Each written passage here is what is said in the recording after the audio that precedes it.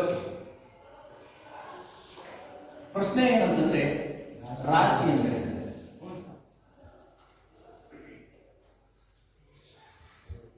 ಒಂದು ವಸ್ತುವಿನ ಜಡತ್ವದ ಅಳತೆ ಆ ವಸ್ತುವಿನ ರಾಶಿಯಾಗಿದೆ.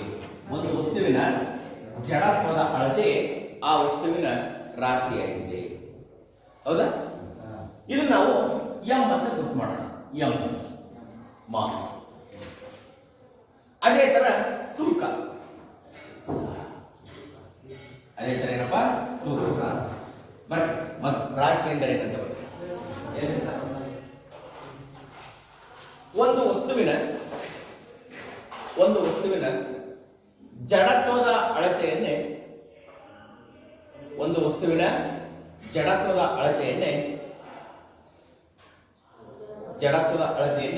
ರಾಶಿ ಎನ್ನುವರು.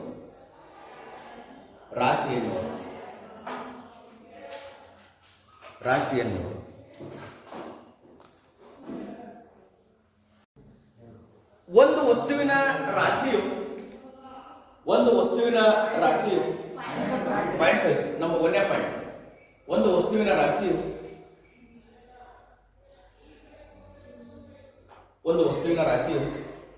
ಭೂಮಿಯ ಮೇಲಾಗಲಿ ಅಥವಾ ಚಂದ್ರನ ಮೇಲಾಗಲಿ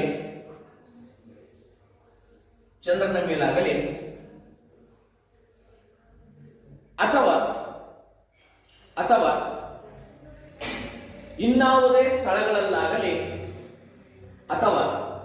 ಇನ್ನಾವುದೇ ಸ್ಥಳಗಳಲ್ಲಾಗಲಿ ಸ್ಥಿರವಾಗಿರುತ್ತದೆ.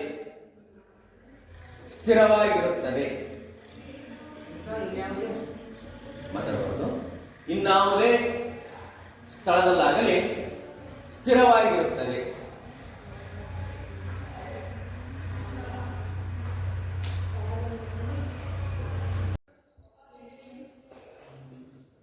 ತೂಕ ಎಂದರೇನು ವಿವರಿಸಿ.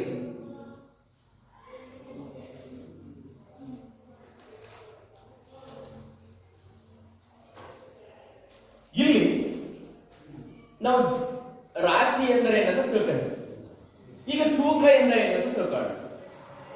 ಭೂಮಿಯ ಮೇಲಿರ್ತಕ್ಕಂಥ ಯಾವುದೇ ವಸ್ತುಗಳು ಒಂದು ಬಲದಿಂದ ಆಕರ್ಷಿತವಾಗಿದ್ದಾವೆ, ಆ ಬಲವನ್ನ ಗುರುತ್ವ ಬಲ ಅಂತ ಕರೀತೀವಿ ಅಂತ ಹೇಳಿದ್ದೇನೆ. ಹೌದಾ? ಭೂಮಿಯ ಮೇಲಿರುವ ಎಲ್ಲಾ ವಸ್ತುಗಳು ಒಂದು ಆಕರ್ಷಣಾ ಬಲದಿಂದ ಬಂಧಿತವಾಗಿದ್ದಾವೆ. ಆ ಬಲವನ್ನ ಗುರುತ್ವ ಬಲ ಅಂತ ಕರೀತದವಿ. ಅದನ್ನ ನಾನು ಜಿ ಇಂದ ಗುರುತು ಮಾಡ್ತೀನಿ. ಹೌದಾ? ಗುರುತ್ವ ಬಲದಿಂದ ಆಕರ್ಷಣೆಯಾಗಿದೆ, ಅದನ್ನ ನಾನು ಜಿ ಇಂದ ಗುರುತು ಮಾಡ್ತೀನಿ. ಈ ಗುರುತ್ವ ಬಲ ಒಂದು ವಸ್ತುವಿನ ಮೇಲೆ ಪ್ರಯೋಗವಾದಾಗ ಆ ವಸ್ತುವು ಭೂಮಿಯ ಕಡೆಗೆ ಆಕರ್ಷಿತವಾಗುತ್ತದೆ. ಆ ವಸ್ತುವಿನ ರಾಶಿ ಎಂ ಆಗಿರಲಿ.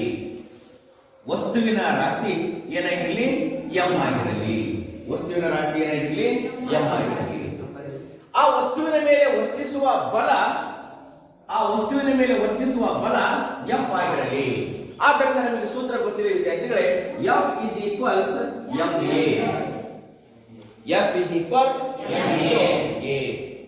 ರಿಪೀಟ್ ಮಾಡಬಾರ್ದು. ಇಲ್ಲಿ ಎಫ್ ಇಸ್ ಈಕ್ವಲ್ಸ್ ಎಂ. ಇಲ್ಲಿ ವರ್ತಿಸುವ ಬಲ ಗುರುತ್ವ ಬಲ ಆಗಿರುವುದರಿಂದ ನಾನು ಎ ಬದಲು ಜಿ ಅನ್ನ ಹಾಕುತ್ತೇನೆ.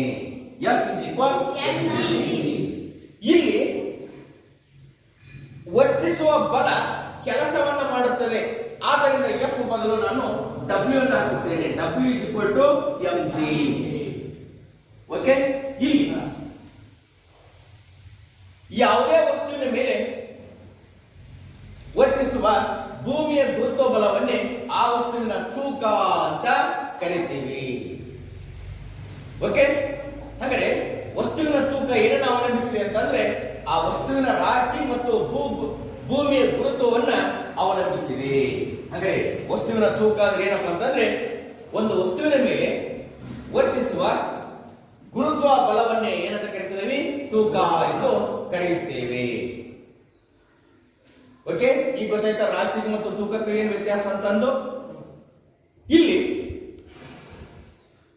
ಹಾಗಾದ್ರೆ ಬಲದ ಅಂತಾರಾಷ್ಟ್ರೀಯ ಏಕಮಾನ ಬಲದ ಬಲದ ಅಂತಾರಾಷ್ಟ್ರೀಯ ಬಲದ ಅಂತಾರಾಷ್ಟ್ರೀಯ ಏಕಮಾನ ಎನ್ ಅಂದ್ರೆ ನ್ಯೂಟನ್. ಆದ್ದರಿಂದ ತೂಕದ ಅಂತಾರಾಷ್ಟ್ರೀಯ ಏಕಮಾನನು ಕೂಡ ತೂಕದ SI ಏಕಮಾನ ಅಂತಾರಾಷ್ಟ್ರೀಯ ಏಕಮಾನನು ಕೂಡ ನ್ಯೂಟನ್ ಆಗಿದೆ. ಏಕೆಂತಂದ್ರೆ ಆ ಬಲದ ಅಂತಾರಾಷ್ಟ್ರೀಯ ಏಕಮಾನ ನ್ಯೂಟನ್, ಆದ್ದರಿಂದ ತೂಕದ SI ಅಂದ್ರೆ ಅಂತಾರಾಷ್ಟ್ರೀಯ ಏಕಮಾನವು ಕೂಡ ಎನ್ ಆಗಿದೆ, ಅಂದ್ರೆ ನ್ಯೂಟನ್ ಆಗಿದೆ. ಹಾಗಾದ್ರೆ ತೂಕ ಏನಪ್ಪ ಅಂತಂದ್ರೆ ಆ ಒಂದು ವಸ್ತುವಿನ ಮೇಲೆ ವರ್ತಿಸುವ ಗುರುತ್ವ ಬಲವನ್ನೇ ಆ ವಸ್ತುವಿನ ತೂಕ ಎಂದು ಕರೆಯುತ್ತೇವೆ. ಇಲ್ಲಿ ಗುರುತ್ವ ಬಲ ಭೂಮಿಯಿಂದ ವಸ್ತುವಿನ ಮೇಲೆ ಲಂಬವಾಗಿ ವರ್ತಿಸುತ್ತದೆ. ಆದ್ದರಿಂದ ತೂಕಕ್ಕೆ ಪರಿಮಾಣ ಮತ್ತು ದಿಕ್ಕು ಎರಡೂ ಇದೆ. ಪರಿಮಾಣ ಅಂದ್ರೆ ತೂಕ, ದಿಕ್ಕು ಅಂತಂದ್ರೆ ಅದಕ್ಕೊಂದು ಏನು ಆ ಬಲ ಆ ವಸ್ತುವಿನ ಮೇಲೆ ಲಂಬವಾಗಿ ವರ್ತಿಸುತ್ತದೆ. ಇಲ್ಲಿ ನಾವು ಭೂಮಿ ಅಂತ ಒಂದು ಗಣನೆಗೆ ತೆಗೆದುಕೊಂಡ್ರೆ ಭೂಮಿ ಇಲ್ಲೊಂದು ವಸ್ತುವಿದೆ, ಆ ವಸ್ತುವಿನ ಮೇಲೆ ಈ ಗುರುತ್ವ ಬಲ ಏನಾಗುತ್ತೆ, ಲಂಬವಾಗಿ ವರ್ತಿಸುತ್ತೆ. ಆದ್ದರಿಂದ ತೂಕಕ್ಕೆ ದಿಕ್ಕು ಮತ್ತು ಪರಿಮಾಣ ಎರಡೂ ಇದೆ. ಅರ್ಥ ಆಯ್ತಲ್ಲ? ಹಾಗಾದ್ರೆ ಇಲ್ಲಿ ಗುರುತ್ವ ಬಲ ಯಾವಾಗಲೂ ಸ್ಥಿರವಾಗಿರುತ್ತದೆ. ಆದ್ದರಿಂದ ವಸ್ತುವಿನ ರಾಶಿ, ವಸ್ತುವಿನ ತೂಕ ಆ ವಸ್ತುವಿನ ರಾಶಿಯನ್ನು ಅವಲಂಬಿಸಿದೆ. ಇಲ್ಲಿ G ಕಾನ್ಸ್ಟಂಟ್ ಅಂತ ತೆಗೆದುಕೊಂಡು ನಾವು ಸ್ಥಿರಾಂಕ.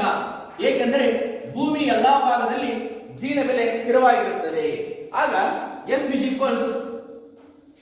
ಆಗ W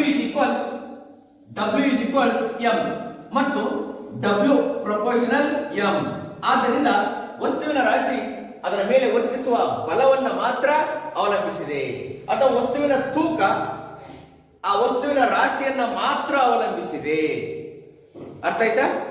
ವಸ್ತುವಿನ ತೂಕ ಏನನ್ನ ಅವಲಂಬಿಸಿದೆ, ಆ ವಸ್ತುವಿನ ರಾಶಿಯನ್ನ ಮಾತ್ರ ಅವಲಂಬಿಸಿದೆ. ಈಗ ಗೊತ್ತಾಯ್ತಲ್ಲ? ಹಾಗಾದ್ರೆ ರಾಶಿ ಅಂದ್ರೆ ಏನಪ್ಪ, ಆ ವಸ್ತುವಿನ ಮೇಲೆ ವರ್ತಿಸುವ ಜಡತ್ವದ ಅಳತೆ. ಓಕೆ, ತೂಕ ಅಂದ್ರೆ ಏನು, ಆ ವಸ್ತುವಿನ ಮೇಲೆ ವರ್ತಿಸುವ ಗುರುತ್ವ ಬಲವನ್ನೇ ತೂಕ ಅಂತ ಕರೀತಿದ್ದೇವೆ. ಓಕೆ, ಬರ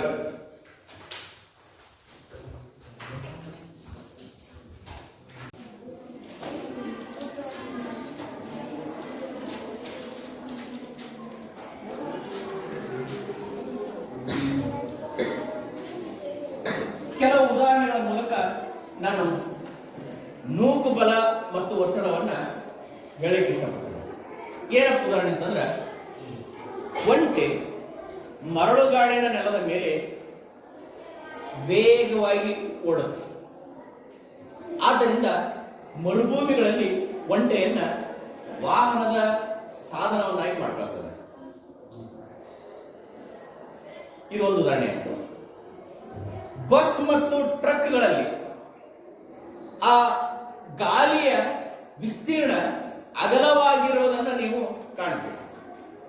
ಹೆಚ್ಚು ಭಾರವಿರುವ ಟ್ರಕ್ ಮತ್ತು ಬಸ್ಸಿನ ಟೈರಿನ ವಿಸ್ತೀರ್ಣ ಅಗಲವಾಗಿರುವುದನ್ನು ನೀವು ನೋಡ್ತೀರಿ. ಹೌದಾ? ಇದು ಒಂದು ಸನ್ನಿವೇಶ ಆಗಿದೆ. ಇನ್ನೊಂದೇನಪ್ಪ ಅಂತಂದ್ರೆ, ಇಲ್ಲಿ ಮರಳಿನ ಮೇಲೆ, ಇಲ್ಲಿ ಮರಳನ್ನ ಹರಡಿದ್ದೇವೆ ಅಂತ ಇಟ್ಕೊಳ್ಳೋಣ. ಮರಳನ್ನ ಹರಡಿದ್ದೀವಿ, ಮರಳಿನ ಮೇಲೆ ಒಬ್ಬ ವ್ಯಕ್ತಿ ನಿಂತಿದ್ದಾನೆ ಅಂತ ಇಟ್ಕೊಳ್ಳೋಣ. ಇಲ್ಲಿ ಆ ವ್ಯಕ್ತಿ ನಿಂತಾಗ ಏನಾಗಿತ್ತಪ್ಪ ಅಂತಂದ್ರೆ, ಪಾದ ಬಹಳ ಆಳವಾಗಿ ಮರಳಿನಲ್ಲಿ ಆಳವಾಗಿ ಒಳ ಹೋಗುತ್ತದೆ, ಆಳವಾಗಿ ಇಳಿಯುತ್ತದೆ, ಆಳವಾದ ಗುರುತು ಮೂಡುತ್ತದೆ. ಹೌದಾ? ಆದ್ರೆ ಆ ವ್ಯಕ್ತಿ ಮಲಗಿದಾಗ ಮೊದಲಿನ ಆಳಕ್ಕಿಂತ ಕಡಿಮೆ ಆಳವಾಗಿ ಅವನ ದೇಹವು ಮರಳಿನ ಆಳದಲ್ಲಿ ಇಳಿಯುತ್ತದೆ. ಹೌದಾ? ಅಂದ್ರೆ ಪಾದವನ್ನ ಇಟ್ಟಾಗ ಎಷ್ಟು ಆಳಕ್ಕೆ ಹೋಗಿತ್ತಲ್ಲ ಪಾದ, ಅದಕ್ಕಿಂತ ಕಡಿಮೆ ಆಳದಲ್ಲಿ ದೇಹವು ಹೋಗುತ್ತೆ. ಇದು ಎರಡನೇ ಉದಾಹರಣೆ. ಒಂದನೇ ಉದಾಹರಣೆ, ಎರಡನೇ ಉದಾಹರಣೆ. ಇನ್ನು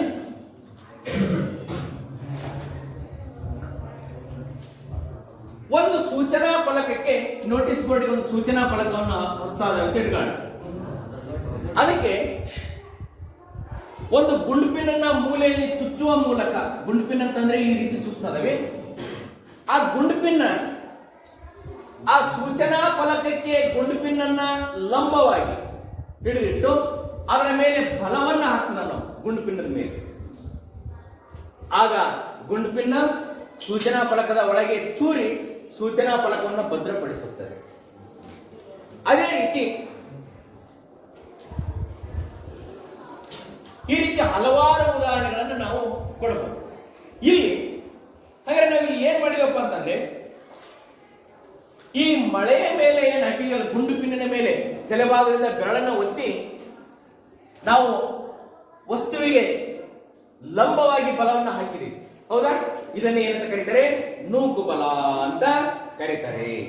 ಹಾಗಾದ್ರೆ ನೂಕು ಬಲ ಅಂದ್ರೆ ಏನಪ್ಪಾ ಅಂತಂದ್ರೆ, ಒಂದು ವಸ್ತುವಿನ ಮೇಲ್ಮೈಗೆ ಲಂಬವಾಗಿ ವರ್ತಿಸುವ ಬಲವನ್ನೇ ಏನಂತ ಕರೀತಿದ್ದಾರೆ? ನೂಕು ಬಲ. ರಿಪೀಟ್ ಮಾಡಬಾರ್ದು. ಹಾಗಾದ್ರೆ ನೂಕು ಬಲ ಅಂದ್ರೆ ಏನಪ್ಪಾ ಅಂತಂದ್ರೆ, ಯಾವುದೇ ಒಂದು ವಸ್ತುವಿನ ಮೇಲ್ಮೈ ಮೇಲೆ ಲಂಬವಾಗಿ ಹಾಕುವ ಬಲವನ್ನೇ ನೂಕು ಬಲ ಅಂತ ಕರೀತಾ ಇದ್ದೇವೆ.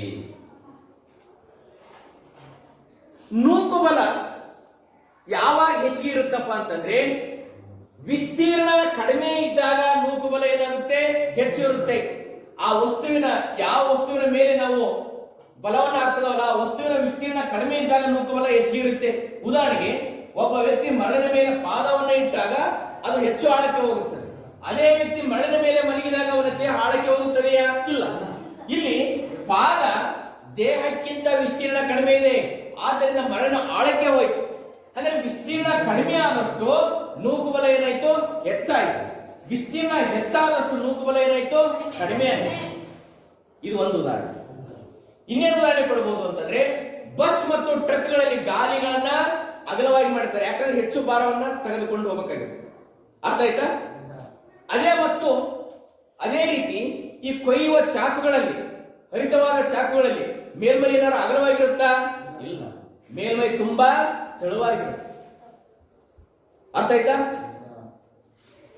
ಹಾಗಾದ್ರೆ ಇಲ್ಲಿ ಗುಂಡು ಪಿನ್ನದ ತುದಿ ಹೆಚ್ಚು ವಿಸ್ತೀರ್ಣವನ್ನು ಏನಾದರೂ ಹೊಂದಿರುತ್ತಾ? ಇಲ್ಲ, ಬಹಳ ಕಡಿಮೆ ವಿಸ್ತೀರ್ಣವನ್ನು ಹೊಂದಿರೋದ್ರಿಂದ ಈ ಗುಂಡು ಸೂಜಿಯು ಆ ಸೂಚನಾ ಫಲಕದ ಒಳಗೆ ತೂರಿ ಹೋಯಿತು. ಅದರ ಬದಲು ಇದು ಅಗಲವಾಗಿತ್ತು ಅಂದ್ರೆ ತೂರಿ ಹೋಗ್ಲಿಕ್ಕೆ ಸಾಧ್ಯ ಇದೆಯಾ? ನೂಕು ಬಲವನ್ನು ಹೆಚ್ಚು ಹಾಕಬೇಕಾಗಿತ್ತು ನಾವು. ಆದ್ದರಿಂದ ನೂಕು ಬಲ ಅಂದ್ರೆ ಏನಪ್ಪಾ ಅಂತಂದ್ರೆ, ಯಾವುದೇ ಒಂದು ವಸ್ತುವಿನ ಮೇಲ್ಮೈಗೆ ಲಂಬವಾಗಿ ಹಾಕುವ ಬಲವನ್ನೇ ನಾವೇನಂತ ಕರಿತೀವಿ? ನೂಕು ಬಲ. ಅಂದ್ರೆ ವಿಸ್ತೀರ್ಣ ಹೆಚ್ಚಾದಷ್ಟು ನೂಕು ಬಲ ಏನಾಗುತ್ತೆ? ಕಡಿಮೆ ಆಗುತ್ತೆ. ವಿಸ್ತೀರ್ಣ ಕಡಿಮೆ ಆದಷ್ಟು ನೂಕು ಬಲ ಏನಾಗುತ್ತೆ? ಹೆಚ್ಚಾಗುತ್ತದೆ. ಓಕೆ? ಹಾಗಾದ್ರೆ ನಾವು ವಸ್ತುವಿನ ಮೇಲೆ ನೂಕು ಬಲವನ್ನು ಹಾಕಿದಾಗ ಒತ್ತಡ ಉಂಟಾಯಿತು. ಹಾಗಾದ್ರೆ ಒತ್ತಡ ಅಂದ್ರೆ ಏನು? ಒಂದು ಏಕಮಾನ ವಿಸ್ತೀರ್ಣದಲ್ಲಿ ಹಾಕುವ ನೂಕು ಬಲವನ್ನೇ ಏನಂತ ಕರಿತೀವಿ ನಾವು? ಒತ್ತಡ. ಹೌದಾ? ಹಾಗಾದ್ರೆ ಒತ್ತಡ ಅಂದ್ರೆ ಏನು? ಒಂದು ಏಕಮಾನ ವಿಸ್ತೀರ್ಣದ ಮೇಲೆ, ಏಕಮಾನ ವಿಸ್ತೀರ್ಣ ಅಂತಂದ್ರೆ ಉದಾಹರಣೆಗೆ ಈ ಗುಂಡು ಪಿನ್ನಿನ ತುದಿನೂ ಕೂಡ ಒಂದು ವಿಸ್ತೀರ್ಣ, ಏಕಮಾನ ವಿಸ್ತೀರ್ಣ. ಹೌದಾ? ಒಂದು ಏಕಮಾನ ವಿಸ್ತೀರ್ಣದ ಮೇಲೆ ಒಟ್ಟಾರೆ ಹಾಕುವ ನೂಕು ಬಲವನ್ನೇ ನಾವೇನಂತ ಕರಿತೀವಿ? ಒತ್ತಡ. ಹಾಗಾದ್ರೆ ನಮಗೆ ಎರಡು ವಾಕ್ಯ ಸಿಕ್ಕು. ಮೊದಲಿಗೆ ಏನಪ್ಪಾ? ನೂಕು ಬಲ ಅಂತಕ್ಕಂಥ ಒಂದು ವಾಕ್ಯ ಸಿಕ್ತು. ಹಾಗಾದ್ರೆ ನೂಕು ಬಲ ಅಂದ್ರೆ ಏನಪ್ಪಾ ಅಂತಂದ್ರೆ, ಯಾವುದೇ ಒಂದು ವಸ್ತುವಿನ ಮೇಲೆ, ವಸ್ತುವಿನ ಮೇಲ್ಮೈಗೆ ಲಂಬವಾಗಿ ಹಾಕುವ ಬಲವನ್ನೇ ಏನಂತ ಕರಿತೀವಿ? ನೂಕು ಬಲ. ಒತ್ತಡ ಅಂದ್ರೆ ಏನು ಅಂತಂದ್ರೆ, ಒಂದು ಏಕಮಾನ ವಿಸ್ತೀರ್ಣದ ಮೇಲೆ ಹಾಕುವ ನೂಕು ಬಲವನ್ನು ನಾವೇನಂತ ಕರಿತೀವಿ? ಒತ್ತಡ. ಹಾಗಾದ್ರೆ ನೂಕು ಬಲ ಹೆಚ್ಚಿಗೆ ಅಥವಾ ಕಡಿಮೆ ಆಗಬೇಕು ಅಂತಂದ್ರೆ ಇದು ಏನನ್ನು ಅವಲಂಬಿಸಿದೆ? ನೂಕು ಬಲ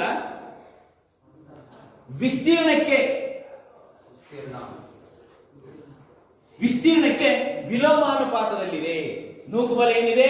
ವಿಸ್ತೀರ್ಣಕ್ಕೆ ವಿಲೋಮಾನುಪಾತದಲ್ಲಿದೆ. ಹೌದಾ? ಹಾಗಾದ್ರೆ ನೂಕು ಬಲ ಹೆಚ್ಚಾದಷ್ಟು ಒತ್ತಡ, ನೂಕು ಬಲ ಹೆಚ್ಚಾದಷ್ಟು ಏನಾಗುತ್ತಪ್ಪ ಅಂತಂದ್ರೆ ಒತ್ತಡ ಹೆಚ್ಚಿಗೆ ಆಗುತ್ತೆ. ಈ ಎರಡೂ ಸಮೀಕರಣವನ್ನು ಒಟ್ಟಾಗಿ ಬರೆದಾಗ ಏನಾಗುತ್ತಪ್ಪ ಅಂತಂದ್ರೆ, ಒತ್ತಡ ಯಾವುದಕ್ಕೆ ನೇರ ಅನುಪಾತದಲ್ಲಿರುತ್ತೆ? ನೂಕುಬಲ. ನೂಕುಬಲ ನೂಕುಬಲ ಹೆಚ್ಚಾದಷ್ಟು ಒತ್ತಡ ಹೆಚ್ಚಿಗೆ ಆಕತಿ, ನೂಕುಬಲ ಕಡಿಮೆ ಆದಷ್ಟು ಒತ್ತಡ ಕಡಿಮೆ ಆಕತಿ. ವಿಸ್ತೀರ್ಣಕ್ಕೆ ನೂಕುಬಲ ವಿಲೋಮಾನುಪಾತದಲ್ಲಿ ಇರುತ್ತದೆ, ಹೌದಾ? ಆದ್ದರಿಂದ ನಾನು ಇಲ್ಲಿ ಏನಂತ ಬರೀತೀನಪ್ಪ ಅಂತಂದ್ರೆ ವಿಸ್ತೀರ್ಣ ಅಂತ ಬರೀತೀನಿ. ಅಂದ್ರೆ ವಿಸ್ತೀರ್ಣ ಹೆಚ್ಚಿಗೆ ಆದಷ್ಟು ನೂಕುಬಲ ಏನಾಯ್ತು? ಕಡಿಮೆ ಆಯ್ತು. ವಿಸ್ತೀರ್ಣ ಕಡಿಮೆ ಆದಷ್ಟು ನೂಕುಬಲ ಹೆಚ್ಚಾಯಿತು. ಆದ್ದರಿಂದ ಒತ್ತಡ ಈಸ್ ಈಕ್ವಲ್ಸ್ ನೂಕುಬಲ ಡಿವೈಡೆಡ್ ಬೈ ವಿಸ್ತೀರ್ಣ. ಅರ್ಥ ಆಯ್ತಾ? ಬರ್ಕೊಳ್ಳಿ. ಇಲ್ಲಿ ನಾವು ಒತ್ತಡದ ಏಕಮಾನವನ್ನ ಅಧ್ಯಯನ ಮಾಡೋಣ. ಇಲ್ಲಿ ನೂಕುಬಲದ ಏಕಮಾನ ನ್ಯೂಟನ್, ನೂಕುಬಲದ ಏಕಮಾನ ನ್ಯೂಟನ್, ವಿಸ್ತೀರ್ಣದ ಏಕಮಾನ ಮೀಟರ್ ಸ್ಕ್ವೇರ್. ಆದ್ದರಿಂದ ಒತ್ತಡದ ಏಕಮಾನ ನ್ಯೂಟನ್ ಮೀಟರ್ ಸ್ಕ್ವೇರ್ ಅಥವಾ ನ್ಯೂಟನ್ ಮೀಟರ್ -2, ಅಥವಾ ಇದನ್ನ ಹೆಂಗ್ ಬರೀಬಹುದು ಅಂತಂದ್ರೆ ನ್ಯೂಟನ್ ಪರ್ ಮೀಟರ್ ಸ್ಕ್ವೇರ್. ಇಲ್ಲಿ ಪಾಸ್ಕಲ್ ಅಂತಕ್ಕಂಥ ಒಬ್ಬ ವಿಜ್ಞಾನಿ ಇದರ ಅಧ್ಯಯನವನ್ನ ಮಾಡುವುದರಿಂದ ನಾವು ಒತ್ತಡದ SI ಏಕಮಾನವನ್ನ PA ಅಂತ ಬರೀತಿದ್ದೇವೆ. ಇನ್ನೊಂದ್ಸರಿ ಹೇಳ್ತಾರೆ ನೋಡ್ರಿ, ಒತ್ತಡದ ಅಂತಾರಾಷ್ಟ್ರೀಯ ಏಕಮಾನ newton metre square, newton per metre square ಅಥವಾ ನ್ಯೂಟನ್ ಮೀಟರ್ ಘಾತ -2. ಈ ಒತ್ತಡವನ್ನ ಪಾಸ್ಕಲ್ ಅಂತಕ್ಕಂಥ ವಿಜ್ಞಾನಿ ಅಧ್ಯಯನ ಮಾಡಿರೋದ್ರಿಂದ ಅವರ ಗೌರವಾರ್ಥವಾಗಿ ಇದನ್ನ PA ಅಂತ ಬರಿತದವಿ, ಪಾಸ್ಕಲ್ ಅಂತ ಬರಿತದವಿ. ಬರ್ಕಳಿ. ಅಲ್ಲಿ ಬೋರ್ಡ್ ಮೇಲೆ ಏನಿದೆಯಲ್ಲ ಅದನ್ನ ಬರ್ಕಳಿ. ಇಲ್ಲಿ ಪುಸ್ತಕದ 167ನೇ ಪುಟದಲ್ಲಿ ಒಂದು ಲೆಕ್ಕ ಇದೆ. ಉದಾಹರಣೆ 10.6.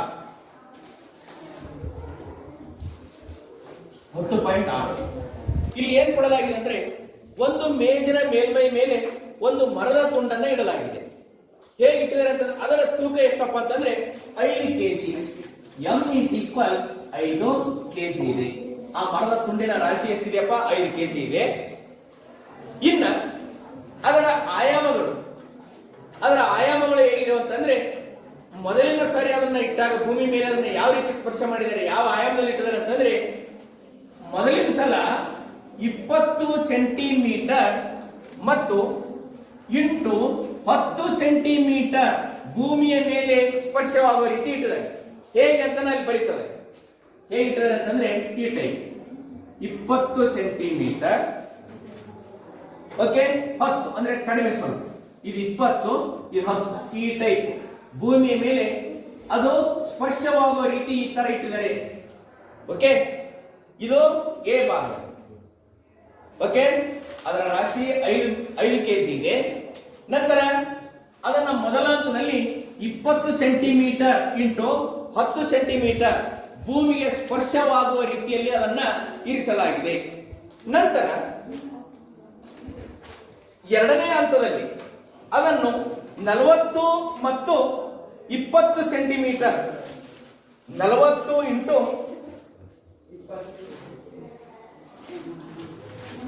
20 ಎರಡನೇ ಹಂತದಲ್ಲಿ ಬಿ 40 ಇಂಟು 20 ಸೆಂಟಿಮೀಟರ್ ಭೂಮಿಗೆ ಸ್ಪರ್ಶವಾಗುವ ರೀತಿಯಲ್ಲಿ ಇರಿಸಲಾಗಿದೆ.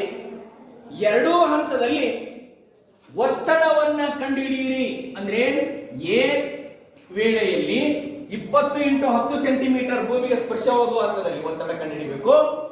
ಬಿ ಹಂತದಲ್ಲಿ 40 ಇಂಟು 20, 40 ಅಂತಂದ್ರೆ ಈ ಟೈಪ್ 40 ಮತ್ತು 20.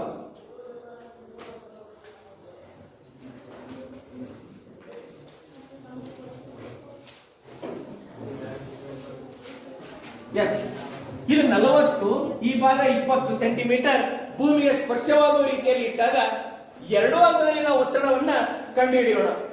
ಮೊದಲು ಎ ಅಂದ್ರೆ 20 ಸೆಂಟಿಮೀಟರ್ ಇಂಟು 10 ಸೆಂಟಿಮೀಟರ್ ಇರುವಾಗ 10 ಸೆಂಟಿಮೀಟರ್ ಭೂಮಿಗೆ ಸ್ಪರ್ಶ ಸ್ಪರ್ಶವಾಗುವ ರೀತಿಯಲ್ಲಿ ಇರಿಸಿದಾಗ ಒತ್ತಡವನ್ನ ಕಂಡುಹಿಡಿಯೋಣ.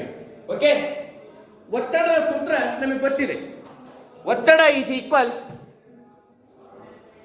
ಒತ್ತಡ ಈಸ್ ಈಕ್ವಲ್ಸ್ ನೂಕು ಬಲ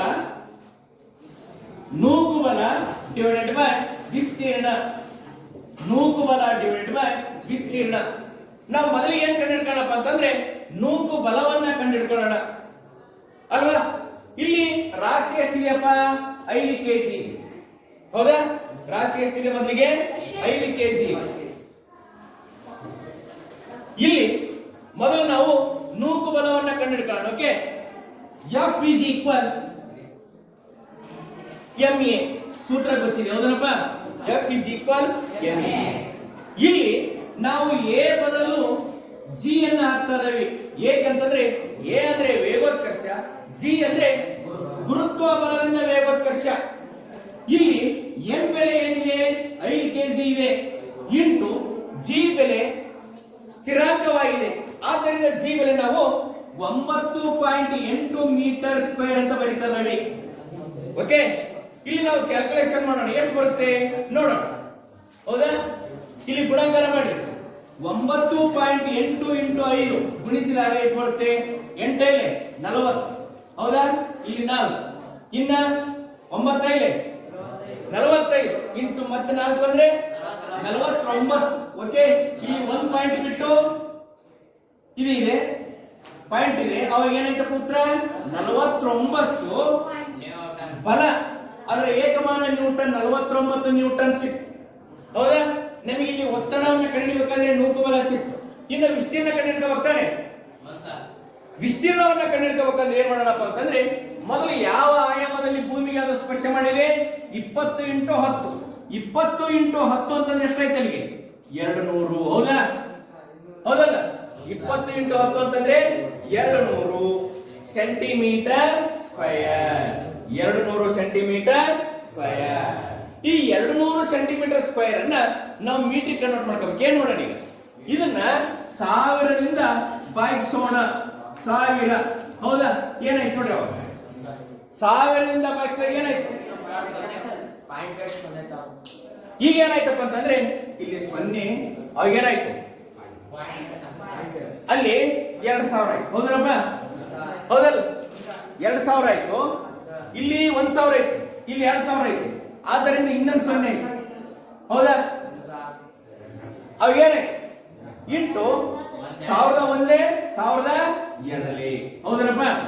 ಅಲ್ಲಿ ಏನಾಯ್ತು? 0.02 ಮೀಟರ್ ಸ್ಕ್ವೇರ್. ನಮಗೆ ಯಾವ ಬೆಲೆ ಸಿಕ್ತಪ್ಪ ಅಂತಂದ್ರೆ ಇಲ್ಲಿ ಮೊದಲು ನೂಕು ಬಲ ಸಿಕ್ಕತಿ, ಈಗ ವಿಸ್ತೀರ್ಣ ಸಿಕ್ಕತಿ. ಈಗ ನಾವು ಕ್ಯಾಲ್ಕುಲೇಷನ್ ಮಾಡೋಣ. ಹೇಗೆ ಅಂತಂದ್ರೆ ನೋಡ್ರಿ, ಒತ್ತಡದ ಸೂತ್ರ ಏನಿದೆ? ನೂಕು ಬಲ ಡಿವೈಡೆಡ್ ಬೈ ವಿಸ್ತೀರ್ಣ. ಸೂತ್ರವನ್ನು ಹಾಕೋಣ. ನೂಕು ಬಲ ಎಷ್ಟಿದೆ? ನೂಕು ಬಲ 49 ನ್ಯೂಟನ್ ಇದೆ. ವಿಸ್ತೀರ್ಣ ಎಷ್ಟಿದೆ? 0.02 ಮೀಟರ್ ಸ್ಕ್ವೇರ್ ಇದೆ. ಇದು ನ್ಯೂಟನ್ ಇದೆ. ಇಲ್ಲಿ ನಾವು ಪೂರ್ಣಾಂಕ ಸಂಖ್ಯೆಯನ್ನ ಕನ್ವರ್ಟ್ ಮಾಡ್ಕೊಂಡು ಹೋಗ್ತಾನೆ. ಇಲ್ಲಿ ಪಾಯಿಂಟ್ ಈ ಕಡೆಗೆ 2 ಡಿಜಿಟ್ ಇದೆ. ಹೌದರಪ್ಪ? 2 ಡಿಜಿಟ್ ಅಥವಾ 2 ಸಂಖ್ಯೆ ಇರೋದ್ರಿಂದ ಎರಡೂ ಕಡೆ ಭಾಗದಲ್ಲಿ 100ರಿಂದ ಗುಣಾಕಾರ ಮಾಡೋಣ. ಅವಾಗ ಏನಾಯ್ತು? 49 ಏನಾಯ್ತು? ಎರಡೂ ಕಡೆ ನಾವು ಗುಣಾಕಾರ ಮಾಡಿದಾಗ 49 ಏನಾಯ್ತು? ಎಸ್, 4900 ಡಿವೈಡೆಡ್ ಬೈ ಇನ್ನು 0.02 ಏನಾಯ್ತು? 4900 ನಾವು ಗುಣಾಕಾರ ಮಾಡಿದ್ವಿ. ಇನ್ನು 0.02 ಅನ್ನು ಗುಣಾಕಾರ ಮಾಡಿದಾಗ ಏನಾಯ್ತು? 2. ಹೌದನಪ್ಪ? 2. ಹೌದಾ? ಗುಣಾಕಾರ ಮಾಡಿದಾಗ ಏನಾಯ್ತು? 2. ಈಗ ಭಾಗಿಸಿ ನೋಡೋಣ. 2 1 2 2 2 4. ಹೌದನಪ್ಪ? ಇನ್ನು 1 ಉಳಿತು, 10 ಆಯ್ತು. 2 5 0ಗೆ 0. ಆದ್ದರಿಂದ 2450. ಹೌದಾ? ಒತ್ತಡದ ಏಕಮಾನ ಏನು?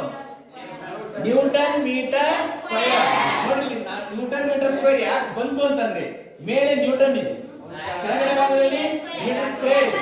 ಆದ್ದರಿಂದ 2450 ನ್ಯೂಟನ್ ಮೀಟರ್ ಉತ್ತರ ಬಂತು. ಬರ್ಕ ಹಂಗಾರೆ ಇಲ್ಲಿ ನಾವ್ ಏನ್ ಕಂಡು ಹಿಡಿದ್ವಿ? ಆ ಪೆಟ್ಟಿಗೆ ಭೂಮಿಯ ಮೇಲೆ 20 ಸೆಂಟಿಮೀಟರ್ ಇಂಟು 10 ಸೆಂಟಿಮೀಟರ್ ಆಯಾಮದಲ್ಲಿ ಸ್ಪರ್ಶಿಸಿದಾಗ ಅದರ ಮೇಲೆ ಇರ್ತಕ್ಕಂತ ಒತ್ತಡವನ್ನ ಕಂಡುಹಿಡಿದ್ವಿ ನಾವು. ಅರ್ಥ ಆಯ್ತಲ್ಲ? ಬರ್ಕಡ್ರಿ. ಇಲ್ಲಿ